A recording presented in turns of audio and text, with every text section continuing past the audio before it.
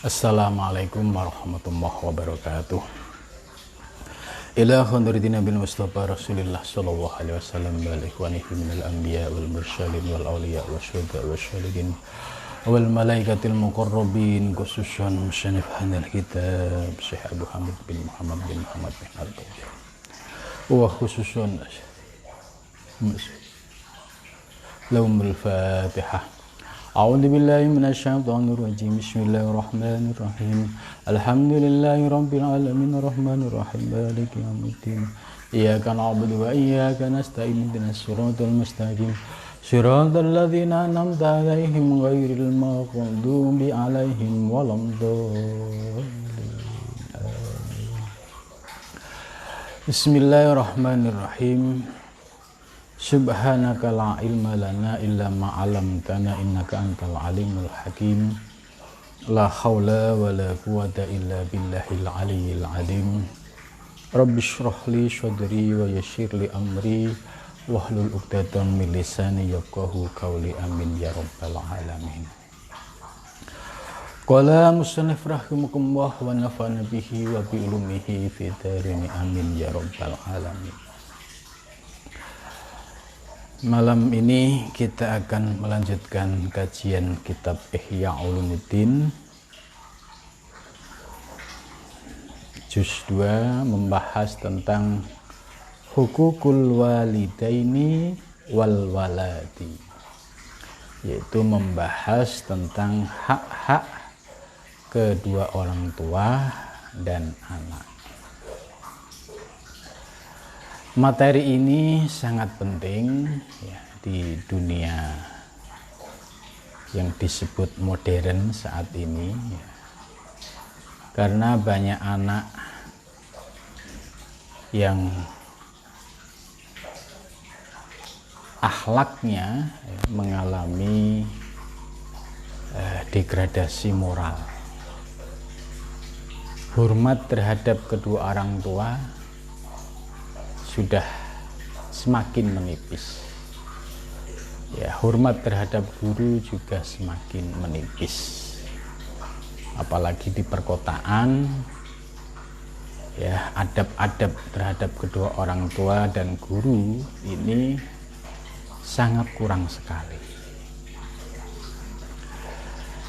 Kita bisa memahami ya, sistem pendidikan kita khususnya di Indonesia ini, materi pelajaran agama mulai dari tingkat SD, SMP, SMA itu persentasinya sangat kecil sekali.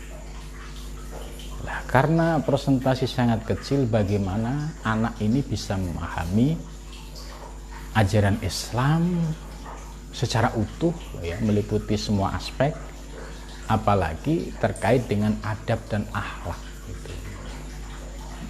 Maka kita akan optimis ya dengan dunia pesantren ya, terutama pesantren-pesantren salaf ya, dan pesantren modern ini masih menjunjung tinggi akhlak ya seorang santri, baik kepada kedua orang tua maupun kepada guru. Ini ya yang masih konsisten dari dulu sampai sekarang ini di dunia pesantren. Maka orang tua yang ya di Jakarta ini, kalau kita melihat ya pendidikan umum di Jakarta, tentu sebagai orang tua dia akan ikut sedih, sebab anak akan mudah terseret pada pergaulan teman-temannya secara umum yang mereka sudah jauh dari nilai-nilai ajaran agama. Maka banyak sekali solusi ya, orang-orang tua di Jakarta itu lebih cocok anaknya dipesantrenkan, sebab di pesantren ini anak akan diajari dengan akhlak dan adab ya, baik terhadap kedua orang tua maupun kepada guru dan kepada orang lainnya. Itu. Bab hukukul walidain ya. Bab hukul walidain ini menjadi penting. Bagaimana memahami hak kedua orang tua dan bagaimana anak memahami hak-haknya. Sebab kalau anak tidak memahami haknya, ya bagaimana sikap adabnya kepada kedua orang tua, maka ini juga menjadi malapetaka. Dan begitu juga tanggung jawab orang tua terhadap anak itu seperti apa. Maka dalam hukukul walidaini, yaitu bab menjelaskan tentang hak-hak kedua orang tua wal waladi dan anak, Imam Ghazali menjelaskan la yahfa annahu idza ta'akkada haqqul qorobati warrahmi fa akhassul arham wa amassuha alwilada. Jadi tidak samar lagi bahwa ya sangat ditekankan, ya ditekankan hak-hak persaudaraan, ya terutama persaudaraan dekat atau disebut kekerabatan kurubah, ya, dan persaudaraan biologis, satu atau saudara kandung gitu. Maka menurut Imam Ghazali fa akhusul arham, ya kalau misalkan ada pilihan antara saudara kerabat dan saudara kandung, ini menurut Imam Ghazali fa akhusul arham, yang diprioritaskan adalah saudara arham, saudara kandung. Wa amassu alwaladah, ya, dan khususnya yaitu terkait dengan saudara yang satu kandung.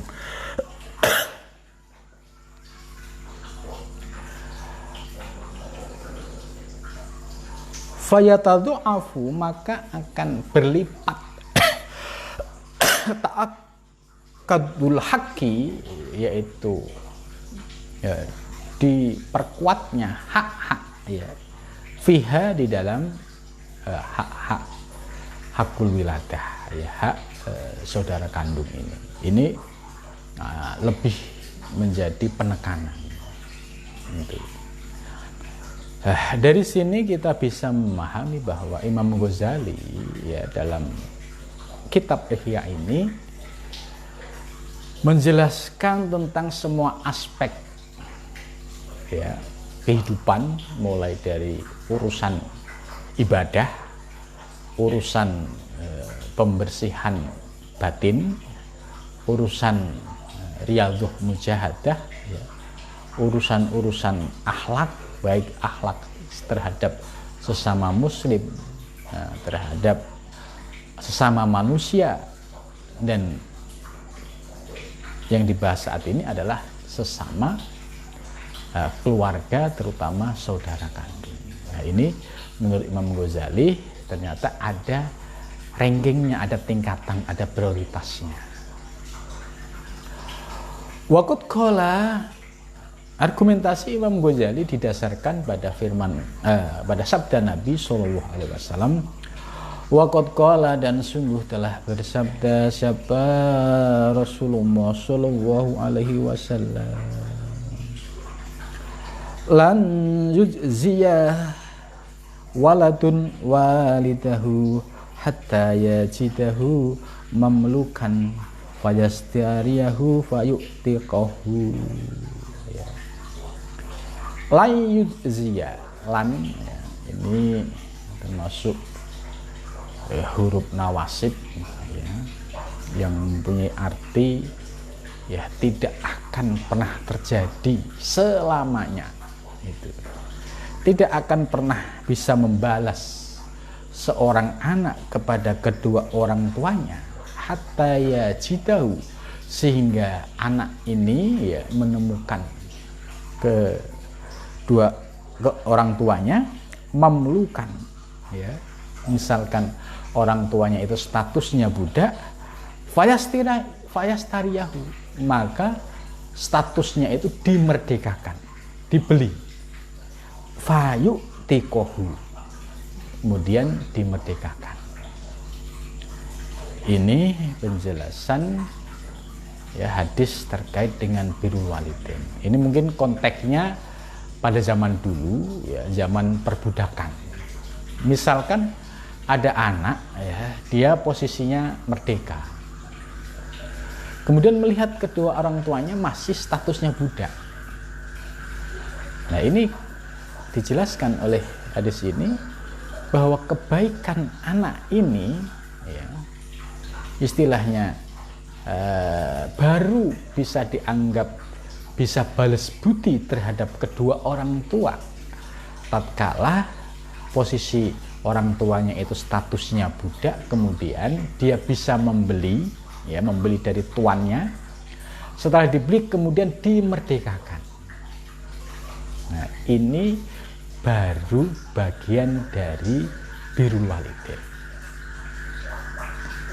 Tentu ini bisa menjadi kias, ya, bagaimana dalam kehidupan saat ini.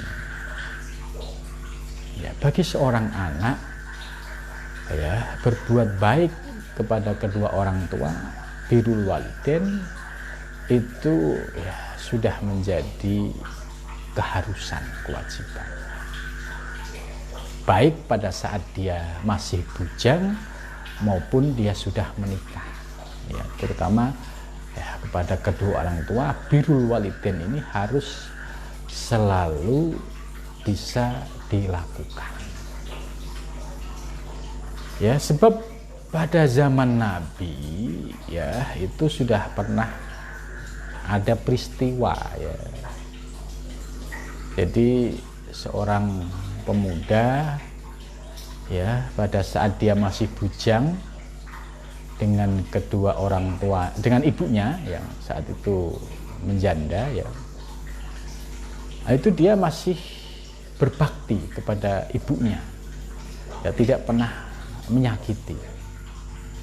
Tapi suatu ketika anak laki ini menikah, ya, kemudian setelah menikah, ya, anak ini setelah pulang dagang, ya, itu sering mendapatkan aduan dari istrinya, ya, tanpa konfirmasi, tanpa tabayun, hanya sekedar mendengar aduan dari istrinya. Kemudian sampailah anak laki-laki ini memarahi ibunya. Mungkin kalimatnya sangat menyakitkan ibunya sampai ibunya ini minta pulang kampung. Itu.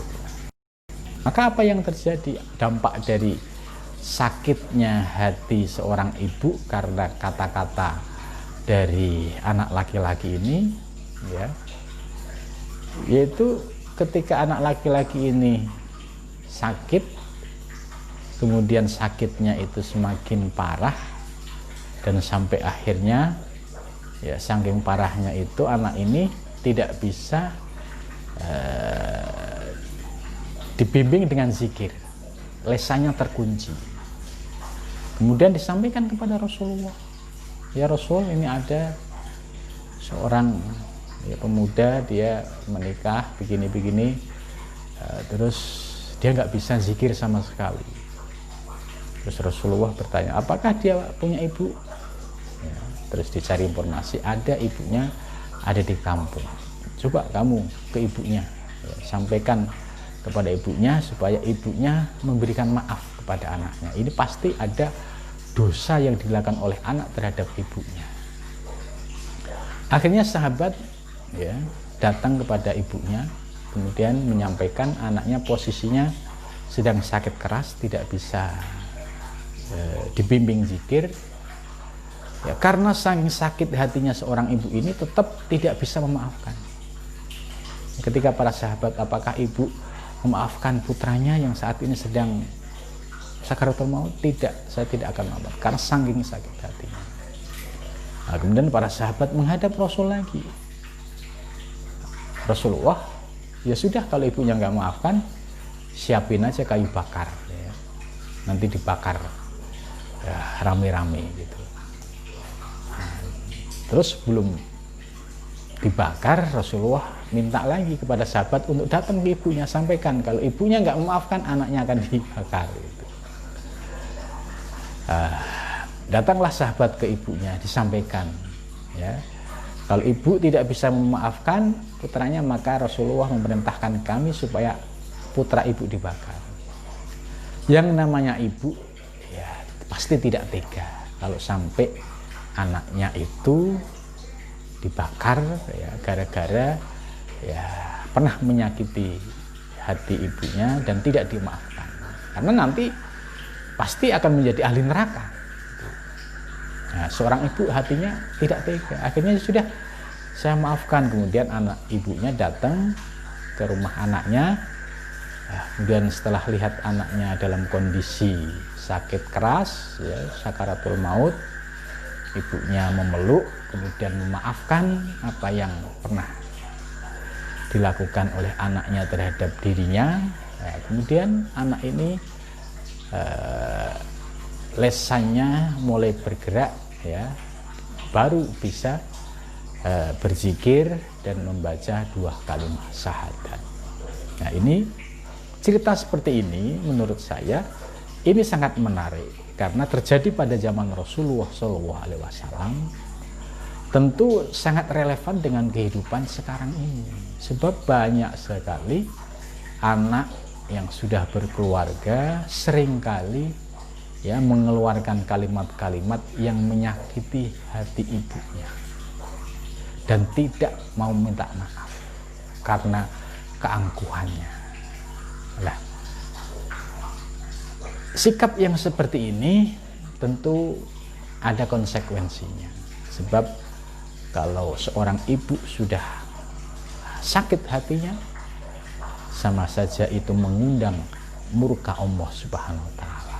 Maka nanti akan dibahas secara lebih detail bagaimana ya ridhonya seorang bapak ibu itu adalah ridho Allah, begitu juga murkanya kedua orang tua juga murkanya Allah Subhanahu wa Ta'ala. Nah, ajaran-ajaran seperti ini menarik dan harus disampaikan kepada anak-anak kita supaya mengerti bahwa zaman Nabi pernah ada kejadian seperti itu.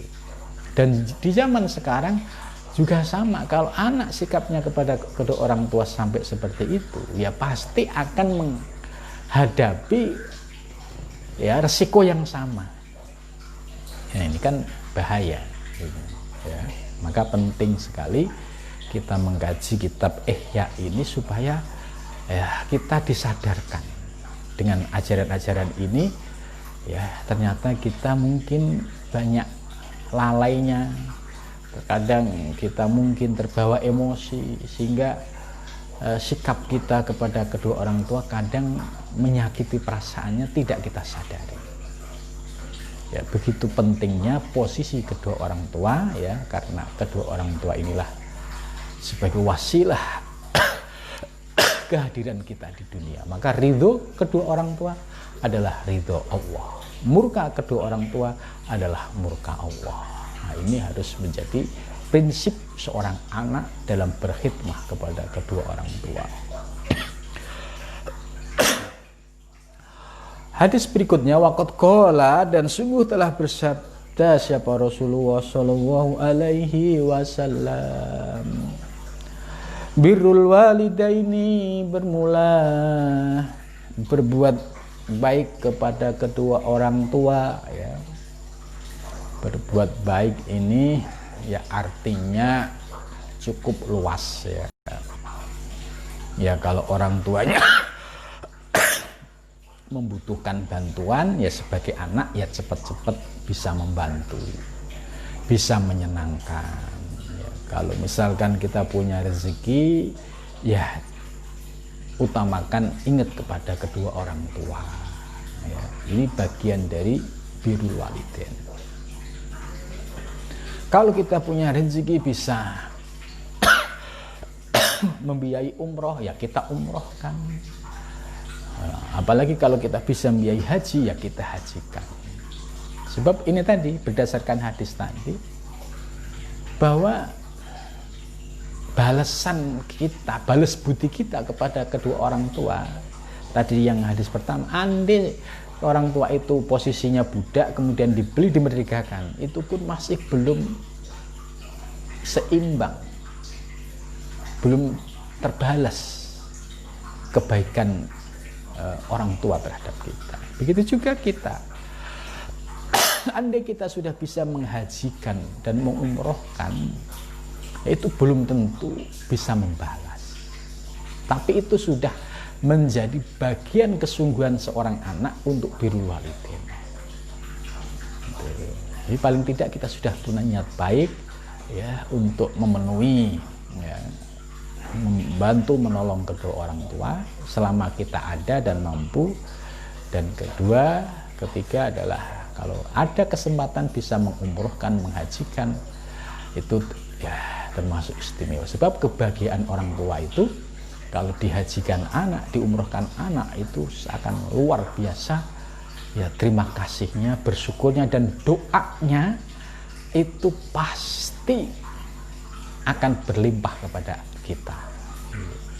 Jadi membuat hati orang tua senang karena diumrohkan, dihajikan, itu doanya itu spesial buat anaknya itu, tanpa kita harus meminta. Nah ini hal semacam ini ya tentu bisa menjadi pegangan kita ya di dalam birrul walidain. Ya, jangan sampai nilai-nilai ini tergerus oleh kemodernan ya, akhirnya kita kehilangan adab dan akhlak terhadap kedua orang tua. Nah ini ya, nasihat penting yang diajarkan oleh Imam Ghazali. Jadi birrul walidain, berbuat baik kepada kedua orang tua, afdhul, lebih utama. Lebih utama dari apa? Minas sholati, dari sholat. Itu. Was-sodaqoti, dan sodaqoh. Was-saumi, dan puasa. Wal haji, dan haji. Wal umroti, dan umroh. Wal jihadi, dan jihad. Fi sabilillah, di jalan Allah. Ya. Hadis ini ya cukup menarik sekali ya, karena kedudukan birrul walidain ya, berbuat baik kepada kedua orang tua, menyenangkan hati kedua orang tua, ternyata segala-galanya. Ya, segala-galanya. Di sini dijelaskan lebih utama daripada sholat, lebih utama daripada zakat, puasa, haji, umroh, dan jihad fisabilillah. Hadis ini sudah terbukti kebenaran hadis ini dengan kisahnya Uwais Al-Qarni ya. Uwais Al-Qarni ini seorang pemuda di Yaman. Beliau ya sezaman, dia hidup pada zaman Rasulullah Shallallahu Alaihi Wasallam. Ini kita ingin membuktikan hadis ini dengan kisah nyata yang terjadi pada Uwais Al-Qarni. Ya, Uwais Al-Qarni ini ya, kisahnya masyhur ya. Seorang pemuda di Yaman. Ya. Oh, kalau nggak salah di Damaskus ya, di Damaskus ya, bukan Yaman, di Damaskus. Nah, pemuda ini memiliki sikap berbakti kepada ibunya itu luar biasa. Ya, setiap hari Uwais Al-Qarni ini menyiapkan kebutuhan rutin ya dalam rumah tangga ya, yang menjadi tanggung jawabnya, seperti mencari kayu, menyediakan air ya, kemudian termasuk ya ngembala kambing dan sebagainya. Itu Uwais Al-Qarni sebelum diperintah itu sudah paham, sehingga ibunya ini merasa terbantu sekali dengan khidmahnya Uwais Al-Qarni. Nah, suatu hari Uwais Al-Qarni ini pengen menghajikan ibunya, ya. Nah, maka ya perjalanan antara ya kalau nggak salah Damaskus ini ya, ada Damaskus atau Yaman, tapi seingat saya Damaskus. Ya, ini perjalanan cukup jauh. Nah, kemudian Uwais Al-Qarni ini latihan gendong kambing, naik turun gunung, bukit. Ya, orang-orang yang melihat ya dikira Uwais Al-Qarni ini ya nggak normal gitu, masa tiap hari gendong kambing untuk apa? Ternyata ini sebagai latihan, ya dia punya himmah, keinginan untuk menghajikan ibunya. Karena untuk perjalanan jarak jauh ya hanya ini menggendong ibunya untuk sampai ke Mekah Madinah ini. Dan akhirnya terbukti, ya Uwais Al-Qarni menggendong ibunya ya sampai melakukan ibadah haji. Nah, kemudian kisah lain, ya Uwais Al-Qarni minta izin kepada ibunya, ingin sowan kepada Rasulullah. Ya, ibunya mengizinkan. Nah, kemudian setelah itu Uwais Al-Qarni berangkat ke Madinah. Sampai Madinah, ya, ternyata Rasulullah sedang tidak ada di rumah. Karena dia minta izinnya kepada ibunya itu tidak lama, sebab dia ingat ibunya ya, di rumah nanti siapa yang nyiapin air, nyiapin kayu bakar dan lain sebagainya, kebutuhan rutin. Akhirnya Uwais Al-Qarni pamit ya, balik ke rumahnya dan tidak sampai ketemu Rasulullah SAW. Ternyata para sahabat kaget ya ketika Rasulullah menjelaskan siapa Uwais Al-Qarni ini. Ya, Uwais Al-Qarni ini ternyata di wilayah ruhani, wilayah langit, ya Uwais Al-Qarni memiliki kedudukan yang tinggi. Dan sampai Rasulullah kenal tentu istimewa. Ya, sahabat Umar dan lain sebagainya kaget. Sampai ya Rasulullah menyampaikan kalau suatu saat ketemu dengan Uwais Al-Qarni ya minta doa sama dia gitu. Dan tidak lama itu Rasulullah meninggal ya, kemudian sahabat Umar ini benar-benar ingat pesan Rasulullah tadi. Nah, ketika ada jamaah haji yang datang dari daerah Uwais Al-Qarni, itu ditanya ada nggak Uwais Al-Qarni gitu.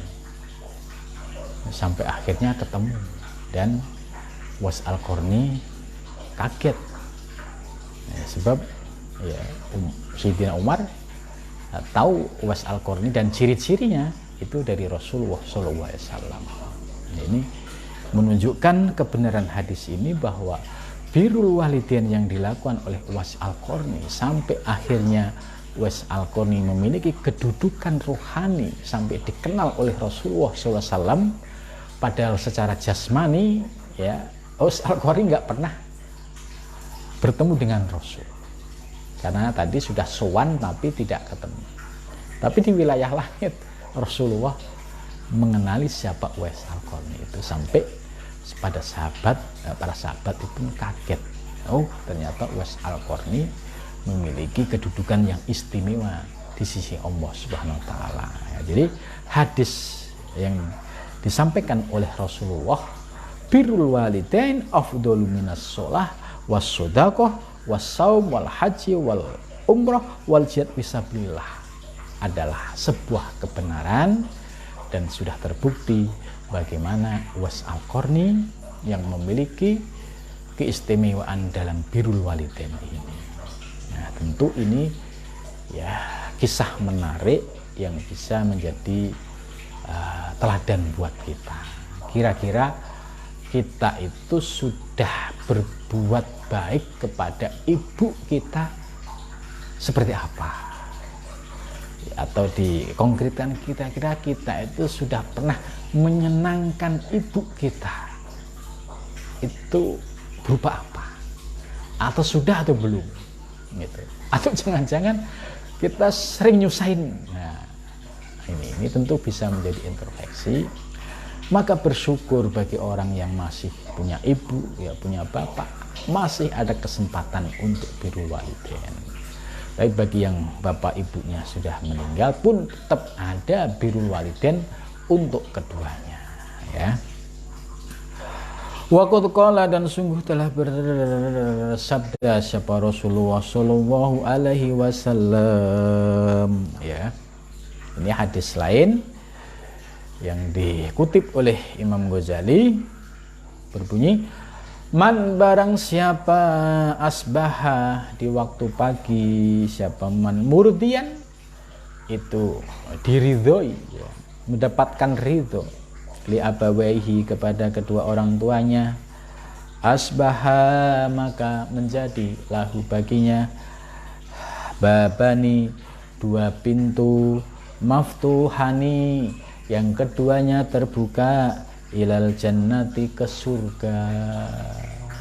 Jadi barang siapa yang di waktu pagi dia berbuat sesuatu yang membuat bapak ibunya ridho, maka Allah akan membukakan pintu di waktu pagi itu, yaitu pintu menuju surga.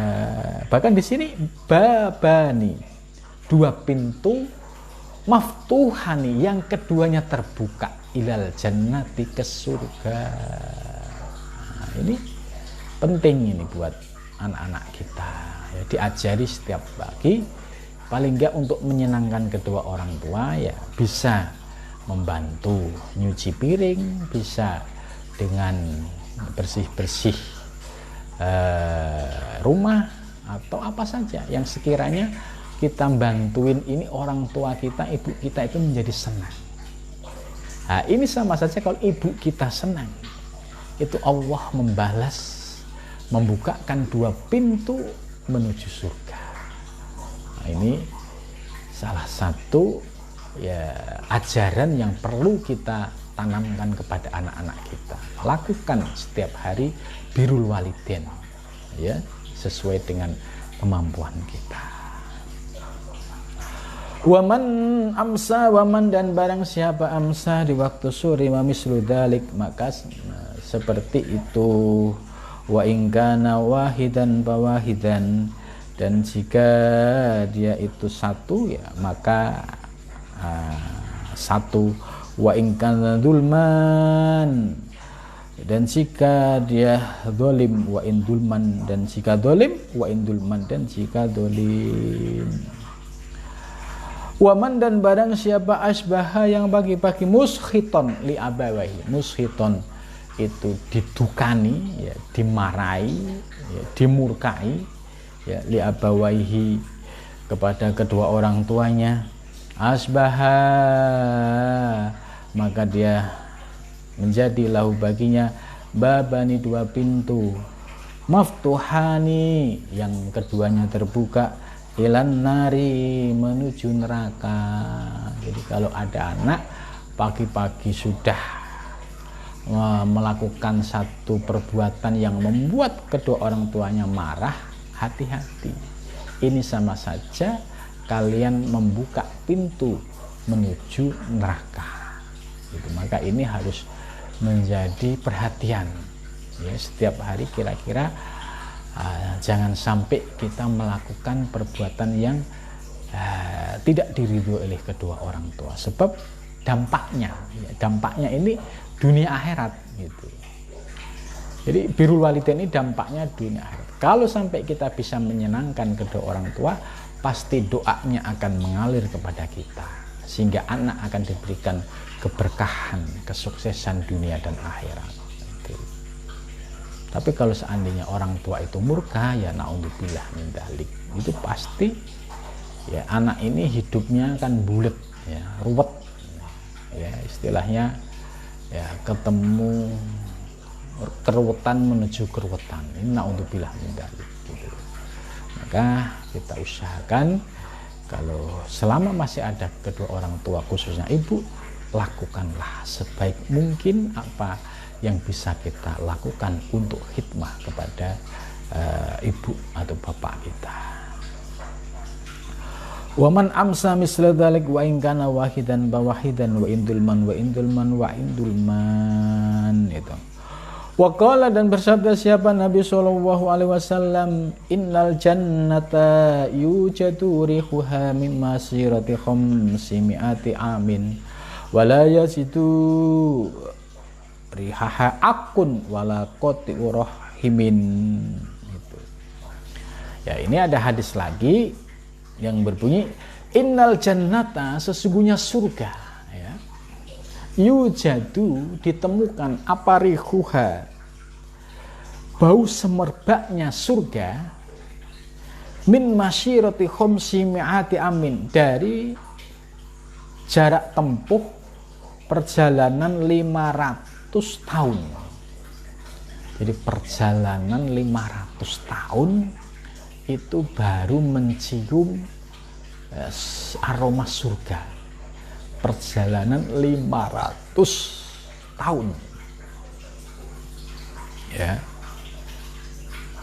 Jadi sesungguhnya surga, ya, rihuha, itu bau semerbaknya dapat ditemukan itu perjalanan 500 tahun. Wala yazidu rihuha, dan tidak ditemukan harum semerbaknya surga oleh siapa?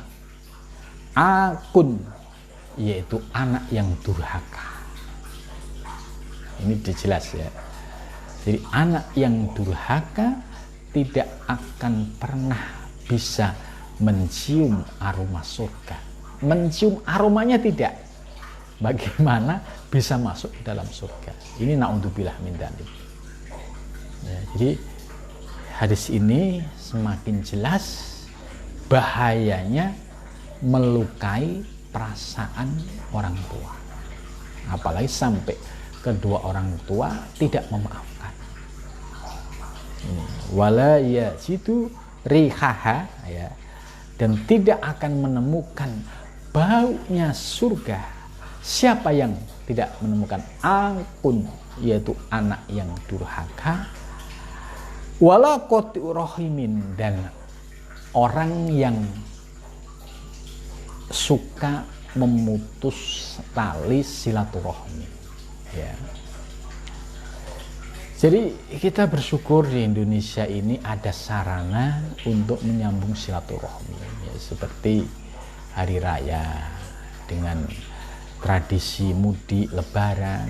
Ini salah satu sarana untuk menyambung silaturahmi. Maka gunakan kesempatan mudik atau lebaran ini untuk mengamalkan hadis ini, silaturahmi ke keluarga. Nah, kalau yang masih ada bapak ibu, ya terutama bapak ibu, ini istimewa. Kemudian keluarga terdekat, ya, keluarga kandung maupun keluarga terdekat, ini kita datengin silaturahmi ini. Nah, ini kata hadis ini, insya Allah kita akan termasuk orang-orang yang bisa mencium aroma surga. Tapi kalau orang yang memutus hubungan silaturahmi, gitu, ya, silaturahmi kepada keluarga tidak mau, ya, keluarga terdekat tidak mau, apalagi kedua orang tuanya masih hidup tidak mau. Nah, ini termasuk akan menjadi orang yang tidak bisa mencium aroma surga, gitu. Jadi ini yang, ya, perlu kita amalkan, ya. Ternyata tradisi mudik atau lebaran ini ya kalau kita maknai bahwa itu bagian dari menyambung tali silaturahmi, ya, ini menjadi penting, menjadi ibadah. Jadi mudik itu menjadi ibadah. Sebab apa? Sebab kita mengamalkan hadis ini. Dan salah satu manfaatnya ya kalau kita rajin silaturahmi yaitu ya diberikan rezeki yang terbuka, yang berkah, dan juga panjang umur yang kemarin sudah disebutkan. Jadi jangan pernah kita memutuskan tali silaturahmi. Seberat apapun masalah, misalkan seberat apapun pertikaian, ya, jangan sampai terjadi putus tali silaturahmi. Sebab kita akan rugi dunia akhirat. Ya, kalau misalkan ada masalah ya sudah kita mengalah untuk menang ya kita minta maaf. Kalau terkait dengan utang piutang ya mohon maaf saya belum bisa bayar, tapi saya ada niat insya Allah nanti akan dibayar setelah punya rezeki. Jadi sampaikan ya, apa adanya. Tentu yang saudara yang terkait ya pasti akan senang.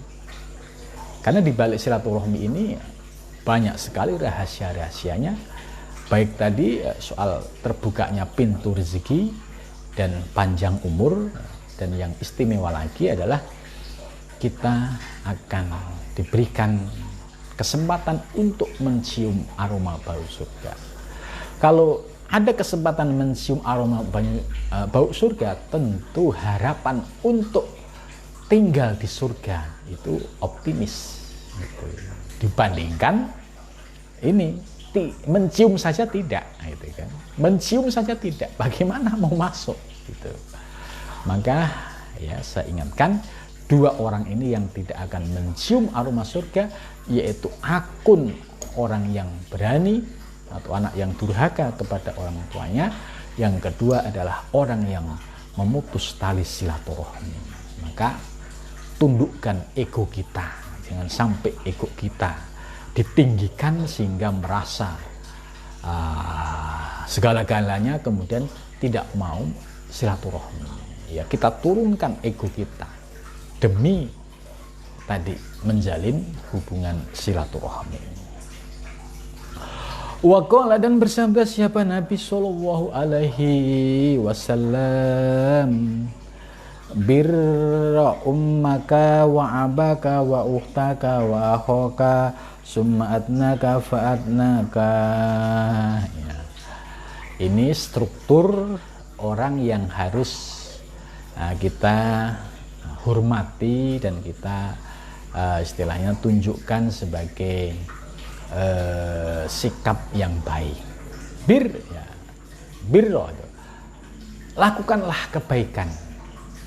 Pertama untuk siapa? Ummaka, ibumu. Gitu. Jadi anak yang hatinya tilkumantil dengan ibu, gitu ya, itu selalu punya sesuatu sedikit, mesti ibunya yang diingat. Punya rezeki sedikit, pasti ibunya yang diingat. Istilahnya dia rela nggak makan, yang penting bisa memberikan ibunya. Ini anak yang hatinya sudah memiliki kecintaan terhadap ibunya. Jadi ibunya itu udah istilahnya tilkumantil, selalu di depan. Ada apa sedikit, ya dia selalu memberikan terbaik.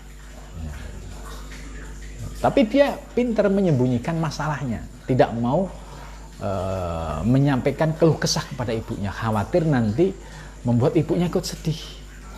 Jadi bisa menyembunyikan kesedihannya, tapi pada saat dia memiliki rezeki berlebih, selalu ibunya yang diutamakan. Nah, ini salah satu ciri anak yang memiliki akhlak yang karimah, yang bisa birrul walidain. Sebab urutan pertama dalam keluarga yang harus kita lakukan birrul walidain adalah ummaka, ibumu. Sebab tanpa ibu ya kita tidak ada artinya. Kemuliaan seorang anak itu karena doa seorang ibu. Ya, jangan sampai anak ya melupakan ibunya, tidak pernah birrul walidain dan tidak pernah mendoakan.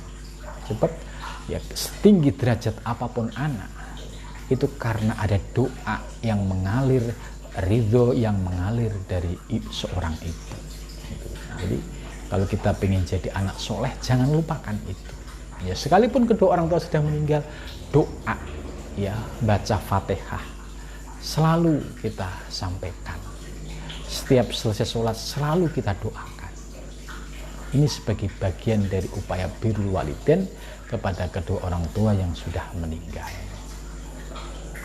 Ya, kan dia sudah meninggal. Ya, meninggal kan menurut pandangan kita, tapi hakikatnya kedua orang tua ya masih hidup, hanya di alam barzah, beda alam. Apakah masih bisa komunikasi? Ya kan sudah ada fasilitas ilah khodoroti, ya, kemudian Fatihah, surat Al-Ikhlas. Ya, ini kan menjadi bagian dari komunikasi. Apakah sampai? Ya pasti sampainya. Nggak percaya ya, buktikan dulu aja, meninggal dulu nanti tak patekain, tak bacain Al-Ikhlas sampai enggak gitu kan. Nah ini, jadi ini bagian dari birrul walidain ya. Wa abaka, dan bapakmu. Jadi setelah ibu, bapakmu. Dalam hadis lain ya, sampai Rasulullah menyebut 3 kali ibu. Siapa ya Rasul yang harus kita prioritaskan dalam ibumu, ibumu, ibumu, baru bapak. Ya, sebab ibu kita ini luar biasa, yang mengandung kita, yang merawat kita dari ya sejak keluar kandungan sampai ya, itu semua adalah peran seorang ibu dan kasih sayang seorang ibu. Seorang ibu rela tidak makan, yang penting anak-anaknya makan ya. Wa ukhtaka, ya, prioritas ketiga, saudara perempuanmu gitu. Karena saudara perempuanmu itu lebih memiliki kasih sayang lebih ya kepada dirimu gitu. Jadi bapakmu, ibumu, bapakmu, saudara perempuannya, baru wa akhoka, dan saudara lakimu. Sum'atnaka, kemudian di bawahnya, yaitu bisa ponakan-ponakan. Fa'atnaka, bisa turun lagi, yaitu ke cucu-cucu ya. Nah, ini istilahnya cucu dari kakak atau dari adik. Nah, ini termasuk sum'atnaka, fa'atnaka. Jadi ada prioritas dalam struktur keluarga, siapa yang harus kita prioritaskan dalam birrul walidain. Ternyata ibu, bapak, saudara perempuan, saudara laki, fa'atnaka, yang di bawahnya itu ya. Jadi ini ya sangat indah sekali ya ajaran yang disampaikan oleh Rasulullah SAW. Nah ini kalau kita nggak ngaji seperti ini, ya nggak ngerti ilmunya, sehingga urut-urutan seperti ini kita tidak ngerti ya. Maka dengan ngaji seperti ini kan, oh iya, akhirnya tahu prioritas itu siapa saja yang perlu didahulukan. Wa yurwa, dan diriwayatkan, annallaha, sesungguhnya Allah Ta'ala maha tinggi, qala, berfirman siapa Allah li Musa, kepada Musa. Ini hadis qudsi. Allah berfirman kepada Musa, ya Musa, hai Musa, innahu man barra walidayhi wa aqoni katabtuhu barron, wa man barroni wa aqo walidayhi katabtuhu aqon.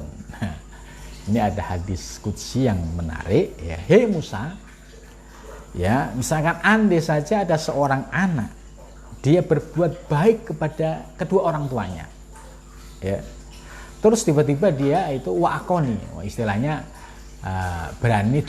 berani meninggalkan perintah Allah atau melakukan maksiat gitu. Katabtuhu birron, ya, anak ini tetap aku catat sebagai kebaikan. Tapi seandainya dia berbuat baik kepadaku, artinya taat dalam hal agama, rajin sholatnya, kemudian menjauhi larangannya. Tapi wa aku walidehi, tapi dia berani membentak kedua orang tuanya, berani sama ibunya, gitu ya. Dia sholatnya bagus, ibadahnya bagus, tapi dia berani menyakiti hati kedua orang tuanya.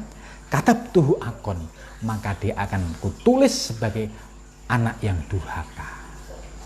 Ya, jadi ini perlu keseimbangan, ya, taat di dalam agama dan juga memiliki sikap birrul walidain. Jangan kebalik, sholatnya bagus, ketaatannya bagus, tapi berani sama kedua orang tua. Ini oleh Allah, ya, katabtuhu akon, dia akan dicatat sebagai anak yang durhaka. Gitu.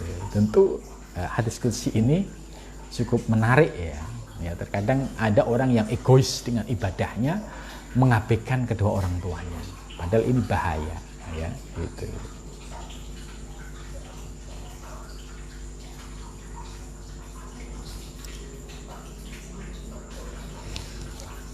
Ya, nah ini apa yang disampaikan dalam hadis qudsi tadi, ya kepada Nabi Musa. Ya, tentu ajaran ini walaupun disampaikan oleh Allah kepada Nabi Musa tetap relevan, ya, untuk kita praktekkan dalam kehidupan masa kini. Sebab itu ajaran akhlak, yaitu sifatnya universal.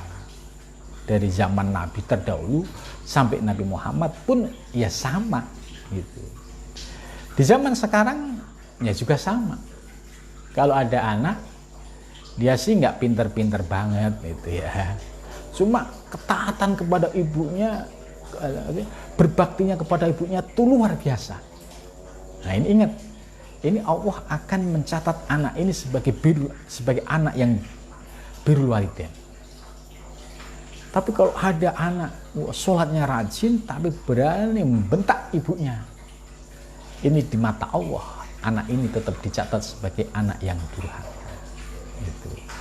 Lah, yang idealnya adalah kita taat ibadah, taat perintah Allah, menjauhi larangannya, tapi kita berbuat baik, berbakti kepada kedua orang tua. Lah, ini seimbang. Gitu. Jangan sampai kemudian ini dibuat alasan, dia malas sholat, malas apa-apa, yang penting kan birrul walidain. Nah, ini tidak boleh dijadikan dasar seperti itu, ya. Jadi kalau sudah sadar, ya sholatnya baik karena ini urusan dengan Allah, tapi jangan lupa birrul walidain ini juga penting, ya. Jangan sebaliknya, sholatnya sudah bagus, egois merasa dia dekat dengan Allah tapi melupakan kepada kedua orang tuanya. Bahaya, ya, martabatnya bisa runtuh gara-gara ibunya tidak ridho. Jadi bahaya sekali bagi anak itu, ya. Kan ada cerita juga, ya, seorang anak ingin mendekatkan diri kepada Allah tapi mengabaikan ibunya. Yang terjadi apa? Ya, anak ini mendapatkan ujian dan fitnah macam-macam. Ya, ini akibat ada lintasan seorang ibu yang tidak ridho terhadap anaknya. Nah, maka ini bisa menjadikan pelajaran buat kita. Usahakan cari prioritas utama adalah ridho kedua orang tua. Ridho ibu, ridho bapak adalah kunci sukses dunia akhirat seorang anak. Mudah-mudahan kita diberikan anugerah dan kesempatan untuk birrul walidain, ya, baik kedua orang tua yang masih hidup di dunia maupun kedua orang tua yang sudah di alam barzah. Mudah-mudahan kita bisa termasuk menjadi anak yang soleh dan doa kita senantiasa tidak akan terputus sepanjang masa. Terima kasih atas beritanya. Sampai sini dulu. Assalamualaikum warahmatullahi wabarakatuh.